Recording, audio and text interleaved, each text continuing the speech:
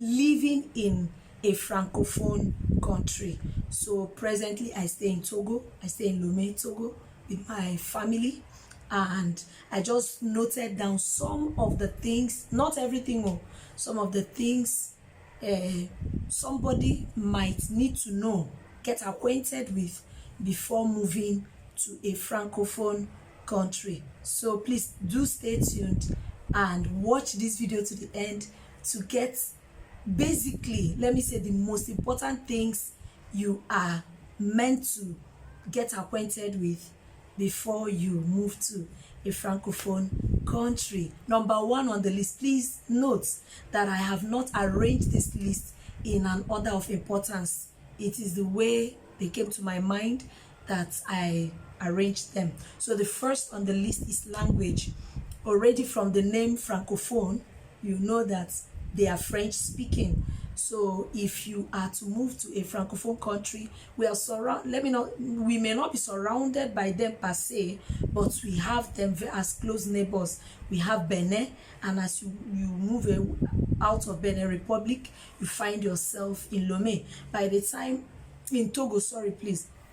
By the time you go beyond Togo, you enter Ghana. Yes, Ghana is an Anglophone country. From Ghana, you enter Cote d'Ivoire. And from the other side, from Calabar side, by the time you move away from Cross River State, through the water, the river, you find yourself in Cameroon. So we have them as our neighbors. And sometimes business, life, anything can make somebody want to relocate or want to settle in a francophone country. So number one on the list is language. We have difference in language. In Togo, I'm using Togo as a case study. In Togo here, you find out that what is prevalent, normally it's assumed that French is the major, yes, that is the lingua franca, so to say. But you find out that their local language is more prevalent, is more valued or more valuable to them than French. But yes, you need to understand at least either French or the local language to be able to get by, to be able to easily communicate to whatever extent you can. You understand? Yes, a lot of them understand English to an extent, but you need either the local language or French language. Another thing is the money or the currency they use here is safer, franc safer, and as opposed to naira that we use in Nigeria. So you have to get acquainted with the exchange rates, get used to the exchange rate, because it will guide you to know whether am I spending more, am I spending less, what is the value of what I'm buying, and all of that. Number 3 on my list is that the cost of living for me in Togo, with the way naira has been lately, the cost of living seems to be a bit higher by my own calculations in Togo than in Nigeria. When I go to Nigeria, I convert, maybe buying foodstuffs. When I convert, naira to safe, I find out that we spend more here on food, we spend more here on so many things. But because this is where we're earning money, I am not earning money in Togo to go to Nigeria to spend it. I am earning money to live in Togo. So within Togo, I feel comfortable. But when I go to Nigeria, no matter how people are complaining, standard of Nigeria is so expensive, by the time I do my conversions, I'm like, oh guy, you people are still, it's not yes, it's higher now. The standard of living may cost more now in Nigeria than before, but compared to where I am coming from, which is Togo, I still find it that it is cheaper for me in Nigeria than in Togo.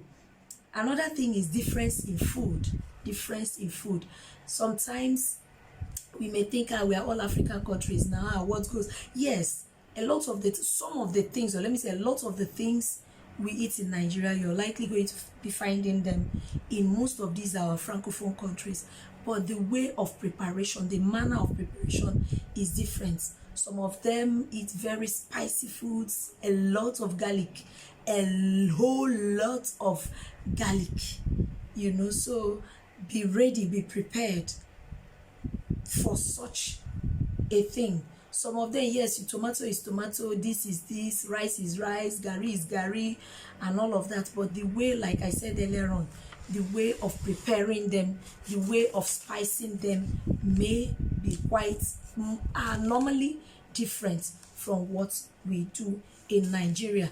Another thing to note is that we have cultural differences. Hey guys, sincerely, we have cultural differences, and I would like to tell anybody, come, even if it's just Benin that is after Badagry, we have cultural differences. There may be similarities in culture, being that we are all Africans, but sincerely, we have cultural differences. So while coming here, know that you're moving into another man's land. You're going to encounter their culture, okay? So get it settled at the back of your heart or back of your mind that I'm going to a new place. So I am going to, they are not going to be exactly like my people. You can't just generalize. Even in Nigeria, Yoruba people have their culture, Igbo have their own, Igbo people have their own, Hausa has its own.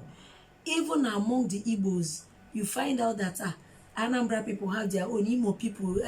Now, even inside the Imo state, you find out that different local government, in the local government again, you find out that different villages have their own. How much more when you are now leaving your country entirely to go to another man's country? So expect cultural differences. I find it a bit rude when people come in and they feel, why are they not doing like this? Sometimes I see people laughing at words in the language here, and I'm like, for goodness sake, you're in their country, for goodness sake, please, for crying out loud, stop it. Stop it. You can't come to somebody's place and start ridiculing them. Are you going to find differences? Yes, and yes again. Get,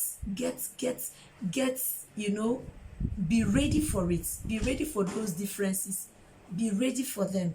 So don't think it's time for you to ridicule them, the way they do things, blah, blah, blah, blah. Don't rub it on their faces that they are not doing it right. Personally, really, I am of the opinion that no culture is superior to another. In your own culture, there are good things they are doing. In another man's culture too, there are positive sides to their culture. There are also negative sides to your own culture. There are also negative sides to their own culture. So be prepared to you know, if you don't want to follow them to live the way they are living, allow them to live their own lives. But then you can raise your children, and you can raise your children to respect your own culture, but also know that they will be mixing with this. This is where they are growing. This is the environment they are used to. So somehow there is likely going to be infiltration of culture from this culture you're living in into the culture you're raising your children with. Another one is, guys, this is a biggie. You will be treated as a foreigner. You will be treated as a foreigner. Get it settled in your heart. You will be treated as a foreigner. Sometimes I see Nigerians, just because you married a Togo woman, a Togolese lady, that does not make you a Togolese. You're still a foreigner. I've seen Nigerians beating their wives here. I've seen Nigerians, you know, it's like because they can speak the language, they can get away with anything. Guys, no. It's not true. You can speak the language, yeah, thank you. But you're not a Togolese. You're not from their place. You know, that you married a Togolese man does not automatically make you, yes, by marriage, yes. But then I believe there is still that reservation that's na marriage, you get. So how much more when yourself with that mindset that I'm a foreigner here? When they give law, respect it 100%. Don't do 95%. Do 100 over 100. If the citizens are doing 20 over 100, your own as a foreigner, make it 100% obedience or 100% respect of their rules and laws and regulations. Another thing is, there is no place that is no man's land in this world though. Everywhere belongs to somebody. So let's mind how we carry ourselves. Another thing is, Nigerians are known for loudness. We know we are sharp, we are smart, we are intelligent, we are every. But please, my dears, you're in another man's country. Don't be too loud. Don't be too loud. My people say, if you go to a dog's house and the dog is sitting on the floor, will you be asking for chair? No. You will quickly follow dog to do what? Clean the floor and sit down. Sit down like the dog. So you go to another man's land and you find out how they are carrying themselves. Now we Nigerians want to show them that we sabi pass. Do you think they are happy? Do you think they like you showing them that they are not smart enough? No, they cannot be happy. They cannot be happy. So let's minimize our loudness. So as you're intending to move to a Francophone country, please also plan to do what? Minimize your loudness. Sometimes people blast music, blast. You paid for your flat, your apartment, or your villa. Yes, you can get a villa where only you will be staying in a compound. Don't let your own enjoyment or convenience encroach into that of another person. That your flat, that's your next door neighbor, has right to his own quietness or his own, tranquility. Don't use your loudness, your loud music, your loud go to encroach into that other person's life. If the citizens are doing it, it's excusable, it's understandable. I beg now. They are living in their country. But let's minimize these things that single us out, that make us to be easily hated. Already people are not too happy with Nigerians for some reasons best known to them. I don't know. But let's not also add to that. Another thing is, please do have your papers.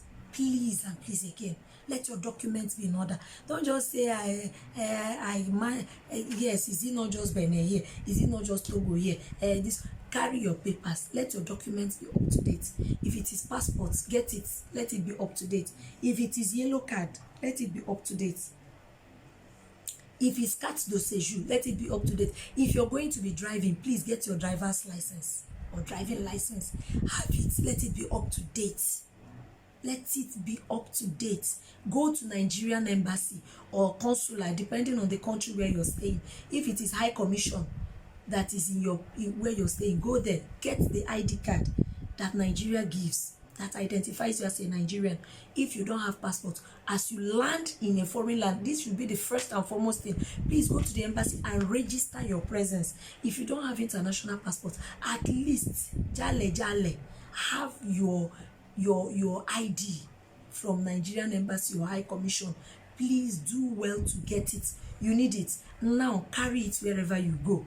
Carry it. Is a form of identification. If your documents are expired, quickly rush and get your documents renewed. If it's something that can be done in the country where you're staying, get it done.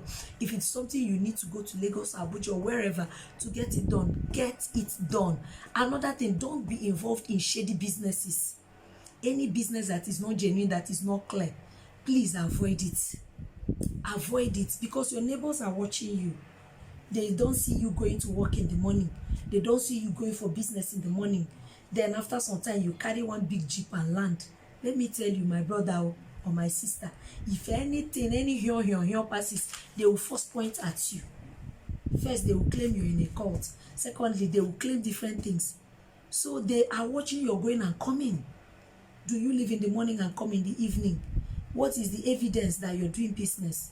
Do they run into you in the markets? Okay, even if they don't run, somehow, because it's a small place, stories pass round. Where do they see you? How? In the morning, you lie down at home from morning till night. Then in the evening, you go out. Tomorrow, when something gets missing, they will first point. You get one neighbor where no they do anything, but he's driving big car. He gets two big cars and all of that. He's living in a villa, only him. Nobody knows what he does for a living. Please don't get involved in shady business. Don't move around with people of questionable character. Yes, I lived in a house before I got married, because I got married in this country. I lived in a house where one day one of my neighbors was complaining that he lost, and he's a Nigerian, he lost a particular item that was expensive. And I was becoming scared because I leave for work in the morning, sometimes from work to church and all of that. So coming back most times maybe in the night. So when I was almost getting scared, another neighbor said that, say, Grace, don't even bother. You're not here during the day. You don't know the activities that go on in this guy's place.